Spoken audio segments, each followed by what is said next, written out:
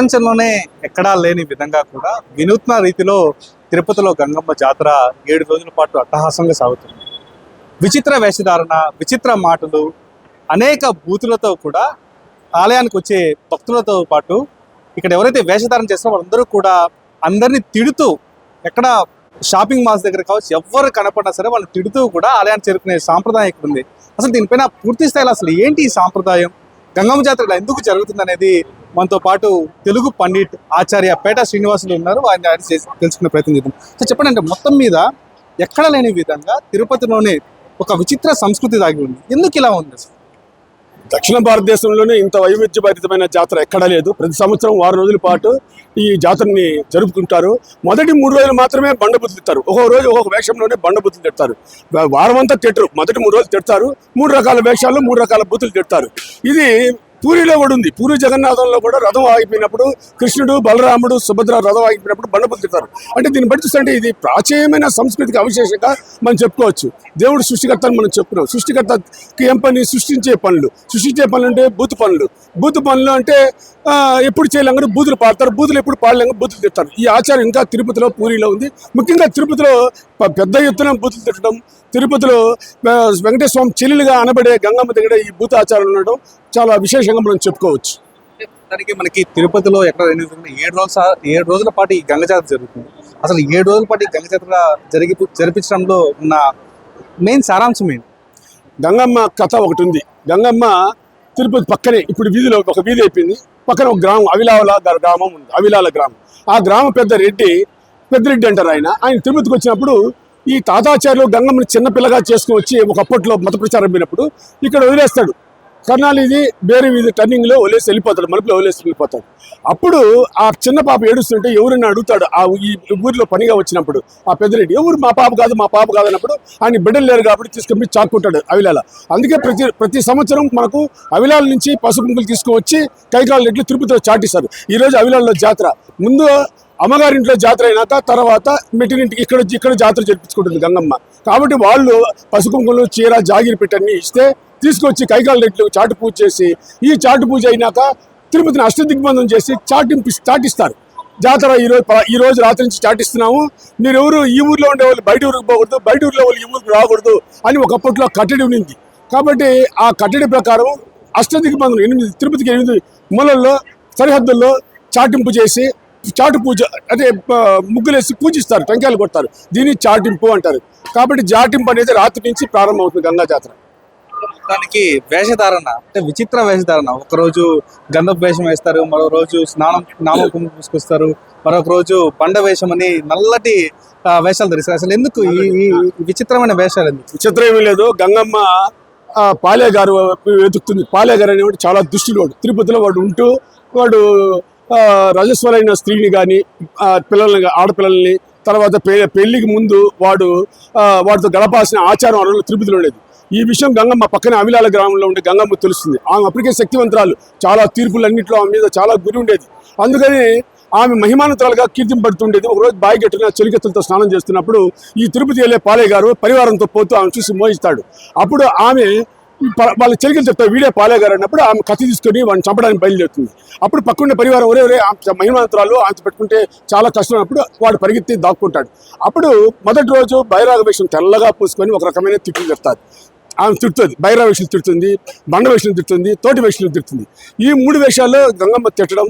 తర్వాత ఆమె దొరవేషం వేసుకొని వచ్చింది. వాడు రాడు, బయటికి రాడు. వేషం మనం తిట్టినప్పుడు ఎవరికైనా రోషం వస్తుంది కదా, రాడు. అప్పుడు ఆమె దొరవేషం వేసుకొచ్చేప్పుడు దొరకు పాలేగారు సామంతుడు కావడం వల్ల వాడి బయటకు వచ్చేప్పుడు వాడిని సంహరించి మాతంగి వేషం రోజు వాడి పాలేగారి భార్యకు విశ్వరూపం చూపిస్తుంది. కానీ ఆ బైరాగ వేషం ఒళ్ళంతా తెల్లగా పూసుకొని ఒక రకమైన తిట్లు, బండ వేషం ఒళ్ళంతా ఎర్రగా పూసుకొని అదొక రకమైన తిట్లు, 3వ రోజు ఒళ్ళంతా నల్లగా పూసుకొని తోటి వేషం అంటారు, అది ఒక రకమైన తిట్లు తిడతారు. మనం 3 రోజుల తర్వాత తిట్లు తిరుపతిలో ఉండవు. మొదటి 3 రోజులే తిట్లు. జాతర అయితే 7 రోజులు చేస్తారు. ఇప్పుడు మనకి మాతంగి వేషం అనేది ఎంతో విశిష్టం అని కూడా చెప్తూ ఉంటారు. చాలా మంది కూడా ఇక్కడ అధిక మంది భక్తులు మాతంగి వేషం రోజు విచిత్ర వేషం అంటే ఆడవారు మగవారు ఆడవారికి కూడా వేషం వేసుకుంటూ వస్తుంది. దొరవేషం అయినాక మరుసటి రోజు నుంచి పౌరాణిక వేషాలు వేస్తారు. కృష్ణుడుగా, రాముడుగా, తర్వాత దుర్యోధుడుగా, భీముడుగా వేసుకుంటారు. ఎందుకంటే మనసులో కోరిక సిగ్మెంట్ ఫ్రాడ్ అంటాడు, దమన సిద్ధాంతం అంటారు, రెఫరెక్షన్ థియరీ ఆఫ్ రెఫరెక్షన్. మనిషిలో ఏదైనా మనసులో కోరుకున్నప్పుడు దాన్ని బలవంతంగా అంచుకుంటే అది ద్విగుణీకృతమై బయటకు వస్తుంది, స్పీడ్గా రెండింతలుగా బయట వస్తుంది. అట్లా ప్రతి ఒక్కరికి ఒక కోరిక ఉంటుంది మనసులో. ఆ జాతర అనేది వాడు వేషంలో ఎలా ఉంటాను, కృష్ణుడిగా ఎలా ఉంటాను చూసుకోవాలనుకున్నప్పుడు ఆ రోజు అది చేసుకుంటాడు, దుర్యోధనుడు ఎలా ఉండాలి చూసుకున్నప్పుడు ఆ రోజు చేసుకుంటాడు. అదేవిధంగా మగ వేషం మగ రూపంలో ఉండేవాళ్ళు చాలా మాత్రం మగవాళ్ళంతా కూడా స్త్రీ వేషం వేసుకుంటారు గంగమ్మకు. అంటే గంగమ్మ స్త్రీ కాబట్టి ఆమె అనుగ్రహిస్తున్న ఉద్దేశంతో స్త్రీ వేషం వేసుకొని గంగమ్మ మొక్కులు తీర్చుకుంటారు. అదేవిధంగా రాజుల వేషం కూడా వేస్తారు, చారిత్రక వేషాలు, రాజు, మంత్రి, భటులు, సేనానులు ఇట్లా వేషం వేస్తారు.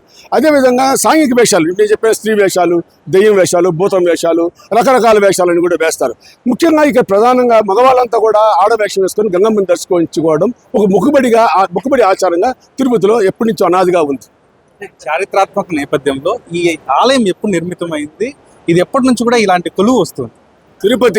తిరుపతి క్రీస్తకం 1వ శతాబ్దం నుంచి తిరుపతి ఉంది. పుల్లి అనేవాడు తిరుపతిని క్రీస్తకం 1వ శతాబ్దంలో పుల్లి అనే చోళరాజు పరిపాలించాడు. అందుకే కొండకు 1వ శతాబ్దం నుంచి 11వ శతాబ్దం వరకు పుల్లి కుండ్రం అనే పేరుంది. పుల్లి కుండ్రం అంటే కుండ్రం అంటే కొండ. ఈ పుల్లి అనే రాజు పరిపాలించినాడు. ఎక్కడ కొండ కపిలిద్దం ముందర కొండ కింద పల్లిని కోటగా చేసుకొని కోట ఊరు, కొట్టూరు, కొత్తూరు అయింది. అది ఆ కోటను ఆధారంగా చేసుకుని దానికి ఆ కోటూరుకి విస్తరణ ఊరుగా ఉప ఊరుగా తిరుపతి ఉంది. కాబట్టి ఇది క్రీస్తు 1వ శతాబ్దం నుంచి ఈ సరిహద్దుల్లో ఈ గంగమ్మ వేల సంవత్సరాల నుంచి పూజలు అందుకుంటుందని ఖచ్చితంగా మనం చెప్పచ్చు. ఇప్పటికే అందరూ కూడా గంగమ్మను వెంకటేశ్వర స్వామి చెల్లిగా కూడా పిలుస్తుంటారు. అసలు దీనికి చారిత్రాత్మక నేపథ్యం ఏంటి? గంగ అనే ఆమె కృష్ణుడికి సోదరి. కృష్ణావతారం పోయినప్పుడు గంగ సోదరి. కృష్ణుడే వెంకటేశ్వర స్వామిగా వచ్చాడు. ఒకరు మాత యశోదాదేవి తను కృష్ణుడి పెళ్లి ఒకటి కూడా చూడకపోతుంది, బాధపడుతుంది. కృష్ణ నీ పెళ్లి ఒకటి కూడా చూడలేదు, ఏంటంటే నువ్వు తర్వాత ఈ మా కలియుగంలో నువ్వు ఒకరు మాతగా ఉంటావు, నువ్వు నా తల్లి, అప్పుడు నీ సమక్షంలో నాకు పెళ్లి జరుగుతుందని అభయం ఇస్తాడు. అందుకని కృష్ణుడే వెంకటేశ్వర స్వామిగా అవతరించడం వల్ల వెంకటేశ్వర స్వామి కృష్ణుడికి చెల్లెలు గంగమ్మ కాబట్టి వెంకటేశ్వర స్వామి కూడా ఆటోమేటిక్ గంగమ్మ చెల్లెలు కాబట్టి వెంకటేశ్వర స్వామి చెల్లెలుగా గంగమ్మకు భావింపబడడం వల్ల కొండ మీద నుంచి గంప, చేట, పట్టు వస్త్రాలు, పసుపు, కుంకుమలు ఇవన్నీ కూడా కొండ మీద నుంచి గుళ్ళో తిరుమల ఆలయం నుంచి గోవిందరాజ స్వామి గుడికి వస్తే దాన్ని తీసుకొచ్చి కైకాల రెడ్లు తిరుపతిలో వంశపారంపర్యంగా వేషం వేసేవాళ్ళు కైకాల రెడ్లు, కొంత రజకులు కూడా దీంట్లో పాల్గొంటారు. కాబట్టి కైకాల రెడ్లు దేవుళ్ళు వేషం వేస్తారు, గంగమ్మ వేషాలు వాళ్ళే వేస్తారు, ఊర్లంతా తిరిగి పూజలు అందుకుంటారు. మనము క్లాసికల్ డైటీ, ఫోక్ డైటీకి తేడా చూడాలి. క్లాసికల్ డైటీ అంటే శిష్ట దేవతలు. ఇప్పుడు మనం వెంకటేశ్వర స్వామి తిరిగి కొండకు బ్రహ్మోత్సవం పోతాం, మనం స్వామి తిరిగి పోతాం. ఫోక్ డైటీ గంగమ్మ అటు కాదు, గంగమ్మే స్త్రీ వేషంలో ఇంటింటికి వచ్చి పూజలు అందుకుంటుంది, గంగమ్మ మన ఇంటికి వస్తుంది. ఇక్కడ ఈ రెండు తేడాలు మనం గమనించవచ్చు. మొత్తం మీద మనం చూడవచ్చు ఎంతో చారిత్రాత్మక నేపథ్యం ఉన్న ఈ ఆలయం ఫస్ట్ సెంచరీ నుంచి కూడా ఇక్కడ నిర్మితమై ఉందని, ఇక్కడ అనేక పూజలు అందుకుంటున్న గంగమ్మ విచిత్ర వేషధారణలో 3 రోజుల పాటు కూడా పాలెగాలి సంహరణార్థం పూర్తిగా తిరుపతి మొత్తం తిరుగుతున్నా, అటు తర్వాత దొరవేషంలో వచ్చి పాలెగాన్ని సంహరిస్తుందని కూడా ఆచార్య పేట శ్రీనివాసు చెప్తున్న పరిస్థితి అయితే కనిపిస్తూ వస్తుంది. ఇది ఇక్కడ తాజా పరిస్థితి.